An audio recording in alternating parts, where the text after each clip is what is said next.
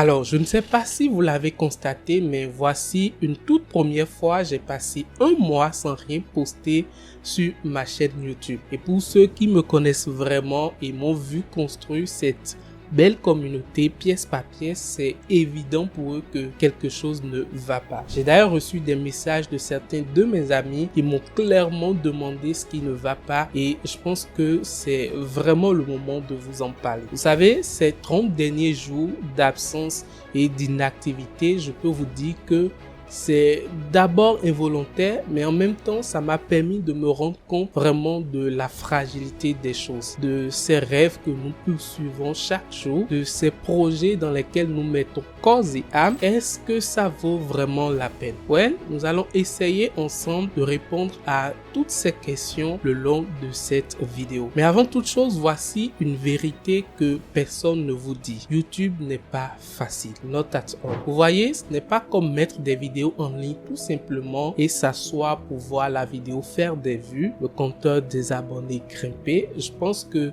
c'est bien plus que ça, honnêtement. Je pense même que ceci n'est pas comparable à la réalité derrière la gestion d'une chaîne YouTube. Je vais t'expliquer. En fait, tu n'as pu voir que ce qu'on t'a montré. Ce qu'on ne montre pas, c'est les heures de recherche, de travail, de planification, des reprises de tournage, des nuits blanches de montage et toutes ces choses qui ne font pas partie du contenu final qui est livré ici, mais qui sont d'une pièce capitale dans le rendu final du projet. L'idée selon laquelle YouTube est un moyen rapide de créer un revenu secondaire sur Internet et d'en vivre, c'est vraiment du bullshit. Vous voyez, cette idée est généralement soutenue par l'histoire de ces créateurs qui font une ou deux vidéos faisant donc des millions de vues et qui se lèvent du jour au lendemain pour voir une masse de personnes s'abonner à leur compte. En fait, ce n'est pas toujours faux. Ça arrive parfois, de rares fois, oui. Mais pour la majorité des créateurs, c'est un processus de croissance qui s'établit sur des mois, voire des années. Moi, probablement, j'ai fait 5 ans sur YouTube à aujourd'hui.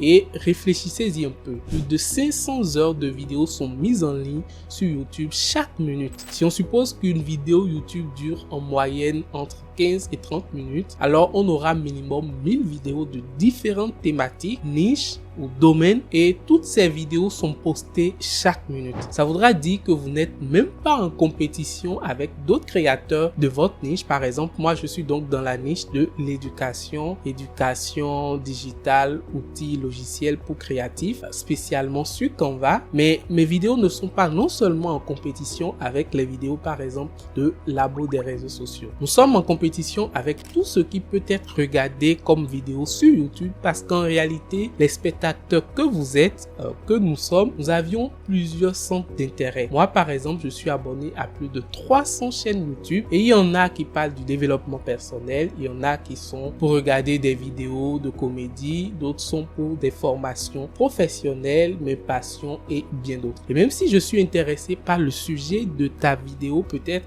que ta vidéo m'a été proposée au mauvais moment pendant que je recherchais par exemple une musique relaxante pour travailler. Si on pousse l'analyse encore plus loin, tu vas te rendre compte que les gens ne passent pas uniquement leur vie sur YouTube. Il y a les plateformes de vidéos courtes comme TikTok et Instagram qu'il faut aussi prendre en compte. Donc, en un mot, tu as plus de chances de voir ta vidéo noyée dans la masse, même si l'idée de ta vidéo est bonne à la base. Il te faut donc plus qu'une bonne vidéo. Tu as besoin d'être constant, stratégique. Tu as besoin de faire des tests, mesurer, tirer des conclusions, mais surtout, tu as besoin d'un peu de chance aussi. C'est comme aller aux examens nationaux. La chance a aussi son mot à dire. Et le truc le plus marrant de tout, c'est que pour chaque minute de vidéo que vous regardez sur YouTube, c'est au moins 1 heure de travail entre le scripting, le tournage, le montage et la mise en ligne. J'ai déjà passé des semaines entières dans ma vie à sortir une seule vidéo, une seule vidéo. Et non, je ne suis pas salarié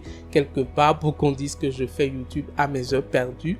Donc vous imaginez bien combien de temps cette vidéo a dû me prendre à créer. Franchement, ça n'a rien de facile. Tu sais, des fois, YouTube peut même décider de jouer avec tes émotions. C'est-à-dire qu'après tout ce long processus, ces heures de travail non payées pour la plupart du temps, tu mets cette vidéo en ligne et plus rien. Nothing. En fait, ce n'est pas que vous ne ferez pas des vues, mais ce ne sera rien comparé à ce moment de viralité, ce moment de gloire, à l'effet waouh que vous avez tant imaginé avant la sortie de cette vidéo. Et dans le même temps, quelqu'un d'autre fera une vidéo presque inutile avec un montage bâclé, titre et mauvaise optimisation, et cette vidéo va devenir virale même sans grand effort. Cela me rappelle ce que disait l'un de mes mentors sur le sujet. Il dit, une bonne vidéo peut devenir virale ou non. En fait, la viralité ne dépend pas de la qualité de la vidéo, mais plutôt de comment vos premiers spectateurs accueillent votre vidéo. Je pense que je vais revenir vous raconter plus posément la galère de cette vie de créateur dans une autre vidéo, mais je crois aussi que c'est les défis de tout projet de rêve. Quand tu tiens une chaîne YouTube seule, c'est comme si tu gérais toute une chaîne de télévision à toi seul. Forcément que cela ne te sera pas facile. Ceux qui le savent,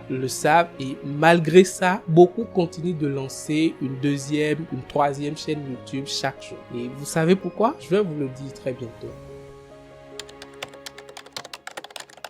Alors, l'autre aspect qui rend YouTube difficile aujourd'hui, et je pense qu'il faut en parler aussi, ce sont les contraintes ou les problèmes que YouTube même décide de vous poser. J'en parlais au début de la vidéo. Sur les 30 derniers jours, je n'ai posté aucune vidéo sur la chaîne puisque j'ai piqué une restriction qui m'empêche de publier quoi que ce soit sur la chaîne pendant un moment. Il parle ici donc d'une infraction commise liée au non-respect des règles de la communauté, laquelle règle on ne comprend presque jamais. Mais en réalité, la vidéo qui a fait l'objet de cette infraction a été publiée 2 à 3 ans en arrière. C'est l'une des vidéos qui m'a rapporté le plus de vues et le plus d'abonnés sur la chaîne. Et un jour à l'autre, j'ai non seulement vu cette vidéo supprimée, perte de vues, perte de gains, avec interdiction de publier sur une chaîne, donc sur YouTube, pendant un certain temps. Tenez-vous bien, 2 mois avant cela, j'avais déjà subi une situation presque pareille où une vidéo que j'ai sortie quelques mois en arrière qui avait été très bien reçue a été également supprimée. J'avais donc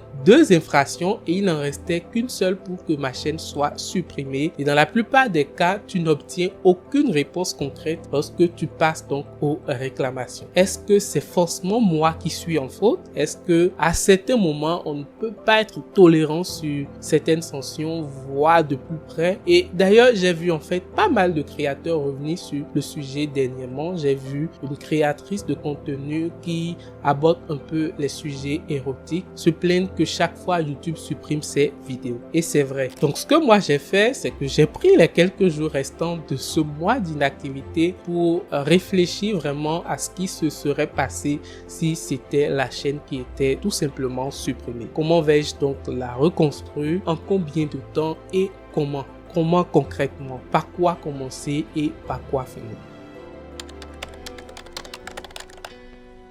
Alors, malgré toutes mes réflexions, je ne vais pas quitter YouTube. C'est pas possible. Rassurez-vous, je serai toujours présent ici à partager avec vous mes plus belles inspirations, projets et découvertes. Il faudra juste que je fasse un peu plus attention aux sujets que j'aborde et que j'évite au maximum les ennuis. Voici en fait l'une des vidéos pour lesquelles j'ai reçu des restrictions. Était une vidéo qui marchait à tous les coups. La vidéo comment avoir Microsoft gratuitement. Et honnêtement, j'ai foncé sur cette vidéo à cause de sa potentialité et surtout parce que je l'ai déjà essayé auparavant et elle marchait très bien. Donc, beaucoup ont essayé cela déjà et cela a très bien marché pour eux. Donc, je l'ai fait également parce que je voulais avoir une vidéo qui décolle rapidement et qui fait des milliers de vues. Et je pense que c'est le point faible de tous les créateurs d'ailleurs. Donc, première résolution, je vais éviter de chercher la viralité et à la place, je ferai l'effort de toujours apporter plus de valeur et plus d'aide dans mes vidéos afin de vous permettre de créer vous-même la viralité à travers vos likes, vos commentaires et vos partages. Cela va aussi dans le sens des sujets qui seront désormais abordés sur la chaîne. Je vais essayer d'ouvrir un tout petit peu la brèche et embrasser d'autres thématiques, j'avoue, qui vous seront utiles et essayer de vous apporter le maximum de valeur. Deuxième résolution, vous serez au centre de ma stratégie.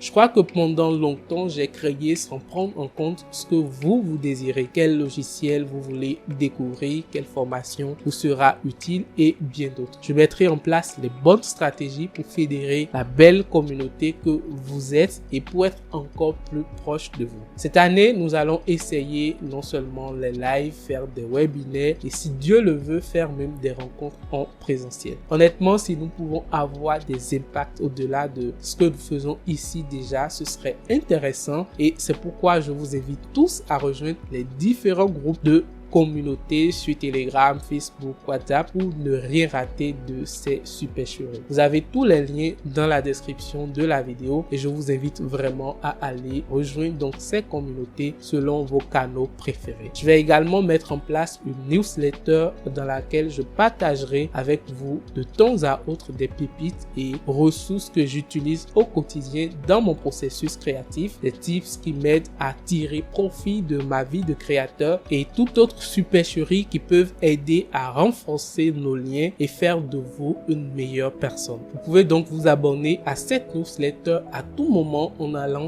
tout simplement sur trafiquant.fr/newsletter. Elle est gratuite et vous fera du bien au quotidien. Et troisième résolution, les formations. Je pense vraiment qu'au-delà des vidéos publiées pêle-mêle ici, vous avez aussi besoin de vous former. Vous savez, le seul meilleur moyen, le moyen le plus sûr que moi je connais pour faire de l'argent sur Internet, c'est d'avoir une compétence, la montrer au monde entier et tirer profit donc de ceux qui veulent vos services ou de ceux qui veulent profiter de votre visibilité. Alors, je vais créer de petites formations 100% pratique sur tout ce que je sais faire aujourd'hui et vous permettre d'y accéder à petit prix. Je crois que certains savent déjà que j'ai 2 formations best-sellers sur les plateformes de cours en ligne sur le design et la vidéo et cette année je vais non seulement les mettre à jour mais en créer de nouvelles. Je vais essayer dans la mesure du possible d'apporter le maximum de valeur dans mes formations comme je l'ai toujours fait d'ailleurs afin de vous permettre d'avoir vous aussi une compétence à monétiser. Aujourd'hui, je travaille avec beaucoup de mes anciens apprenants sur des projets clients et ils sont rémunérés à leur juste valeur. Je suis fier du travail qu'ils accomplissent et de la personne qu'ils sont devenus. Et si je peux vous aider vous aussi dans ce sens, ce sera vraiment un réel plaisir. Je vous invite donc à rester dans l'attente des mises à jour. Pour finir avec cette vidéo, je voudrais vous faire une confession. YouTube, c'est la meilleure décision que j'ai prise de toute ma vie. On est parti d'une simple envie, l'envie de partager des connaissances avec des amis et voici aujourd'hui, nous sommes devenus l'une des figures importantes dans l'écosystème de l'éducation sur YouTube. En 2024, j'ai travaillé à encaisser des paiements de grandes marques comme WPS, Wondershop, Pandora, Hostinger, Canva, Google et Udemy. Même dans mes rêves les plus flous, je n'aurais jamais imaginé cela, mais c'est arrivé parce que j'ai pris la décision de lancer une chaîne YouTube et je me suis forcé à la tenir jusqu'aujourd'hui. J'ai également appris énormément de choses dans ce processus. Parler devant une caméra, la pédagogie de l'enseignement, scripter, tourner. J'ai appris à manipuler une caméra, à gérer les lumières, à traiter un son. J'ai appris à écrire, à concevoir, à créer et certaines de mes compétences qui me permettent aujourd'hui de travailler même en freelance avec des entreprises étrangères et d'être payé pour mes services viennent donc de là. Comme on le dit, commencez. N'attendez donc pas de savoir comment cela va se passer. Commencez et le chemin va se tracer de lui-même. Si toi aussi tu as envie de te lancer, de lancer une chaîne YouTube aujourd'hui, je t'encourage à commencer. Je ne le dis même pas pour l'audience que tu cherches à créer, ni pour l'argent que tu cherches à gagner, mais pour toi-même d'abord. Ça peut être aussi la meilleure décision de ta vie. En fait, c'est pour ça. C'est parce que YouTube, c'est comme un projet de vie qui te transforme, que malgré tous les hauts et les bas que nous traversons, nous n'avons jamais abandonné. Non, je ne quitte pas YouTube. J'essaye tout simplement de mieux m'installer pour finir le combat. Ce combat contre soi-même, contre nous, notre nous d'hier. Je voudrais également profiter de cette occasion pour vous dire merci. Un sincère merci à tous ceux qui me soutiennent depuis le début de cette aventure. Merci pour votre soutien incessant. Merci pour le mentor que vous avez été pour moi, pour l'énergie que vous m'avez prêtée, pour l'amitié que nous avons créée. Sans votre soutien, ça n'aurait pas pu être possible. Et en ce début de nouvelle année, je voudrais prendre par ce canal pour vous souhaiter tout le meilleur dans vos vies, dans vos projets. Je vous souhaite de vous accomplir vous aussi. Je vous souhaite la santé, la joie et la paix du cœur. Je vous souhaite le courage pour accomplir ce rêve pour lequel vous vous levez tous les matins et n'oubliez pas de prier Dieu pour qu'il vous accorde sa grâce. Heureuse année 2025 à vous.